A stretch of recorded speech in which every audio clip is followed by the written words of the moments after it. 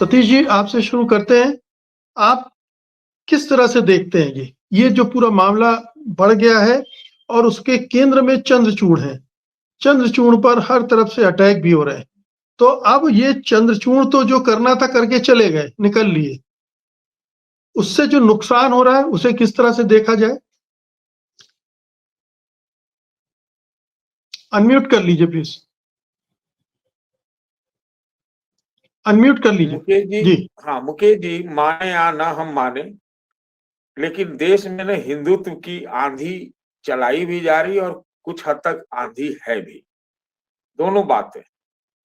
अब जब आप कहते हैं बटोगे तो कटोगे, एक है तो सेफ है, तो उसका लबोलुआब ये है कि ये हिंदुत्व कंसोलिडेशन, और इस हिंदुत्व कंसोलिडेशन वाली जब बात आती है तो चाहे वो कोई भी संस्था रहे, उसका एक भाग इससे प्रभावित निश्चित रूप से है या होगा। मैं नहीं कहता कि मैंने इस पर कोई टिप्पणी करना चाहता कि डीवाई चंद्रचूड़ साहब ने ये जजमेंट क्यों रोके रखा, जो ये कानून बना था 91 वाला, वो मैं नहीं जानता, उसके बारे में मैं कोई टिप्पणी नहीं करूंगा। लेकिन जो ये पेंडोरा बॉक्स खुल गया है, और अच्छी बात है कि अभी सुप्रीम कोर्ट ने उस पर एक रोक लगा दी, कहा कि भाई आप संबल वाले मामले में क्या हाई कोर्ट जाइए, लेकिन फिलहाल के लिए रोक है। इसी तरह से नाम वाले तख्ती पर भी रोक लगाई थी सुप्रीम कोर्ट।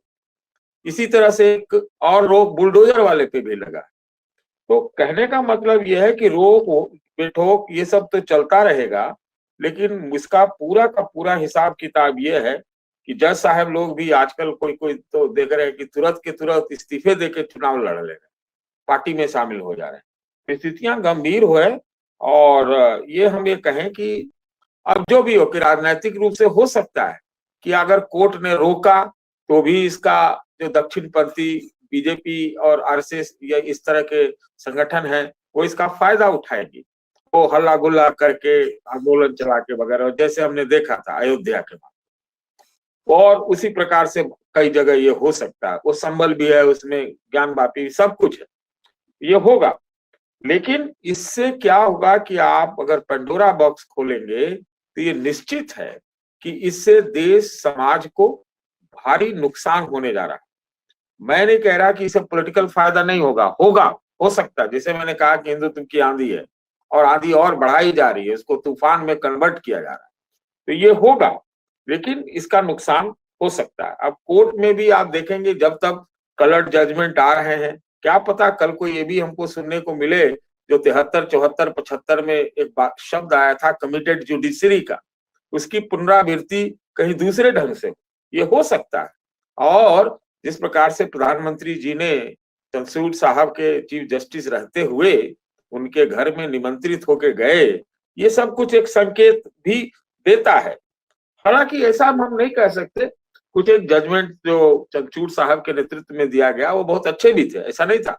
जैसे इलेक्ट्रल बॉन्ड वाला एक जजमेंट था, और ये सारी चीजें थी।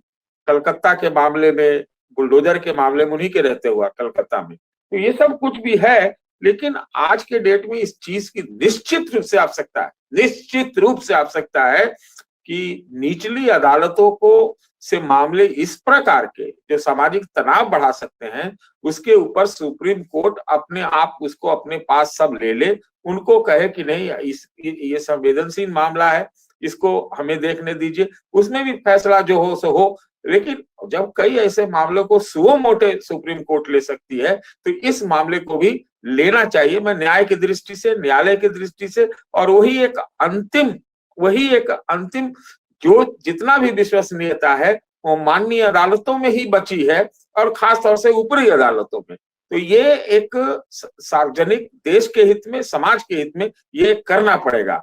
बाकी जो आस्था का सवाल है, तो आस्था के सवाल पर एक लाइन और मैं बोलना चाहता हूं। आस्था के सवाल पर, कि आस्था के सवाल पर 2005 ईस्वी तक आरएसएस, बीएचपी और भाजपा के लोग भी कहते थे कि आस्था से अदालतों का क्या लेना देना है। तो इसी प्रकार से अगर मान लीजिए कि कहीं पर डिस्प्यूटेड चीजें निकलती हैं, और उसके नीचे मंदिर रहा हो 500 साल पहले, लेकिन वहां भी एक आस्था है और एक कंपटीशन में आस्था ये है कि अब वहां पर तो जामा मस्जिद है। तो ये आस्था के सवाल में अदालत के मार्फत ही राम मंदिर का निर्माण हुआ है। तो हमको ये देखना पड़ेगा कि भाई कोई ना कोई एक ऐसी अथॉरिटी होगी जिसके हाथ में ही हमें आंख मूंद के उनको देना पड़ेगा कि आप ही देखिए, और आप देखेंगे तो शीर्षस्थ देखे, न कि निचले अदालतें देखें।